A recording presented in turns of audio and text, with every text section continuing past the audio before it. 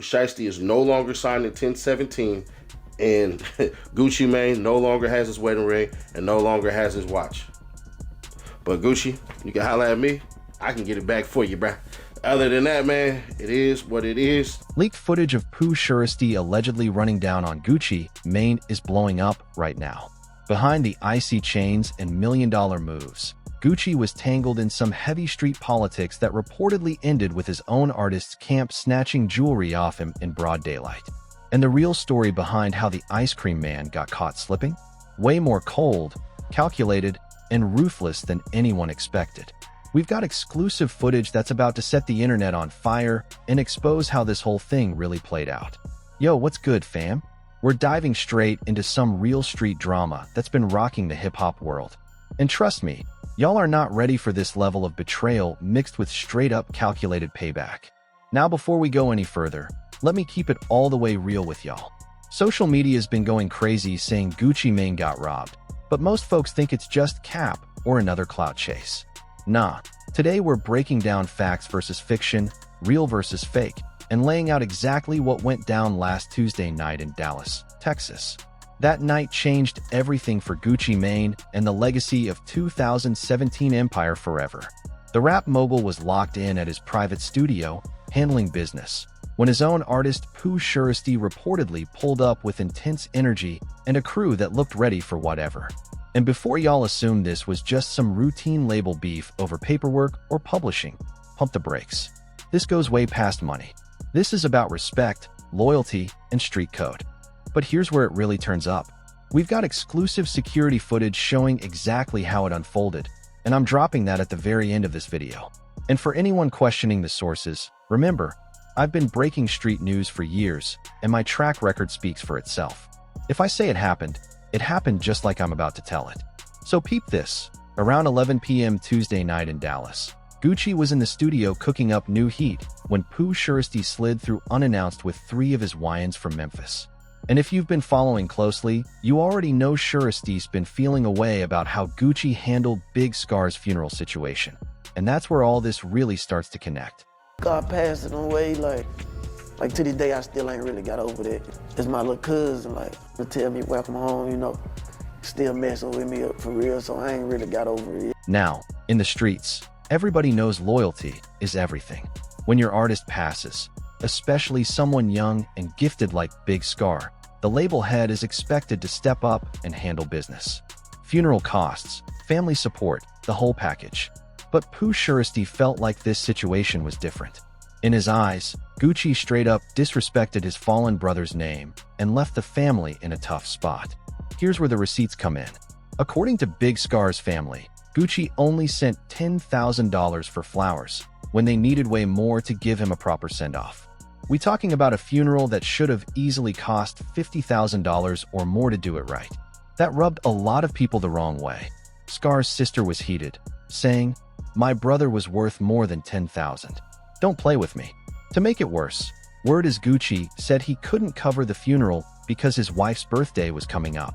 And yeah, that didn't sit right with anybody. Funeral paid for. That 10K went to a flower. Flower was high. We still got a casket.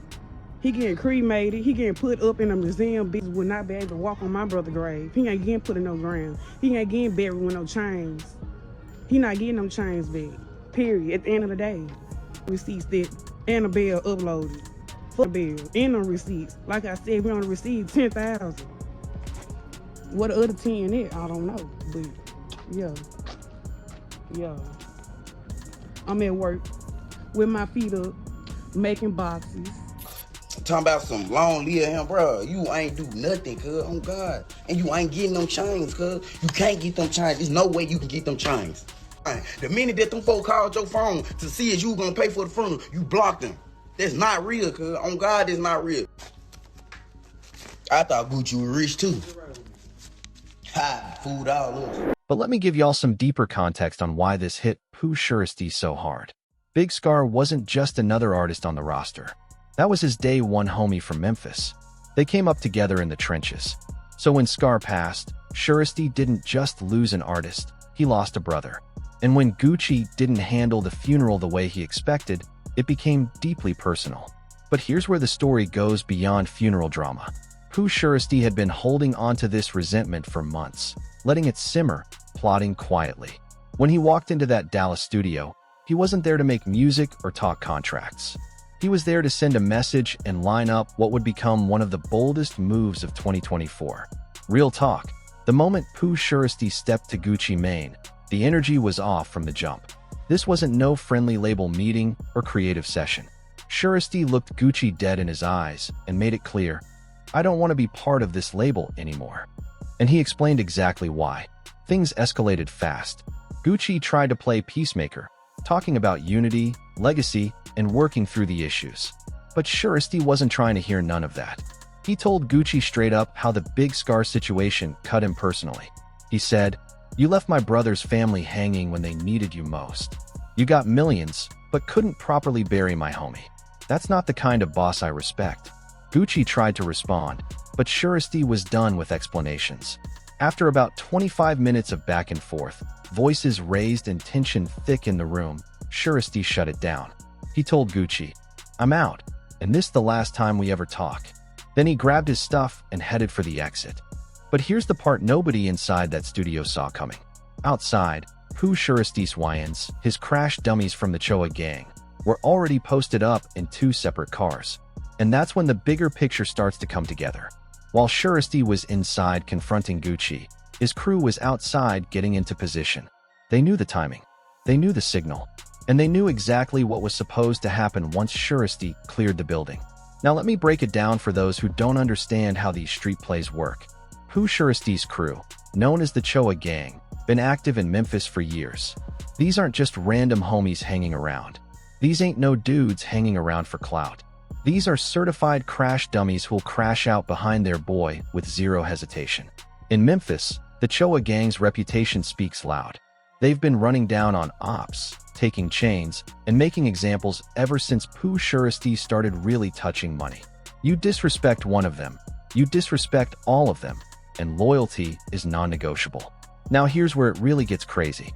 The moment Pooh Shiesty walked out that studio and hopped in his car, his YNs made their move like a coordinated operation. They rushed Gucci Mane with the heat out. No talking, no bargaining. This wasn't a discussion. They were there for one thing, and one thing only, the jewelry. First thing they took was Gucci's wedding ring, the one his wife Keisha Kaur gave him. Symbol of love, loyalty, all that. That ring alone, worth more than most people's whips. We talking at least $200,000 in diamonds and platinum. Then they peeled the Patek Philippe straight off his wrist, another $300,000. Easy. Just like that, $500,000 in ice gone in under 30 seconds. How SIT to be exact, you know, this the faster key. They come with black keys, but when you got these keys, make the car faster. You unlock all the engine power. But, you know, this my first track out. Been one bad. I got this on Gucci Mane birthday. Like, he gifted me this at his birthday dinner.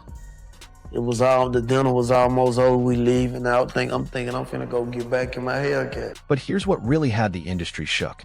This wasn't some random lick or crime of opportunity. This was planned, calculated, and executed with precision. Pooh Shiesty knew exactly what time it was when he walked out that studio. The confrontation was the distraction, while his crew was already locked and outside. And in the streets, moves like this speak louder than money ever could. This wasn't just about jewelry or dollar amounts. This was about disrespect, payback, and consequences. Shiesty was sending a clear message. The Big Scar situation wasn't forgotten, and street justice was still on the table. Shiesty is no longer signed in 1017, and Gucci Mane no longer has his wedding ring and no longer has his watch. But Gucci, you can holler at me. I can get it back for you, bruh. Other than that, man, it is what it is. Breaking news, breaking news, breaking news. Believe me, don't believe me, but y'all know when I break down street shit like this, I'm never wrong. Now let's talk about the aftermath. Once the robbery went down, Gucci Mane didn't have a choice. Pooh Shiesty was immediately dropped from 1017 Records. That relationship was dead, finished, no coming back. But by then, the damage was already done. Gucci was moving around without his wedding ring and his most expensive watch, and the whole industry was buzzing about how the ice cream man got caught slipping. This whole situation also exposed some major cracks in Gucci's security setup. How does your own artist crew get that close to you? Where was the security? Where was the protection? Those are the same questions label execs everywhere are asking themselves right now. And that's when YouTuber Seti Nash caught wind of the situation and decided to air it all out on his channel.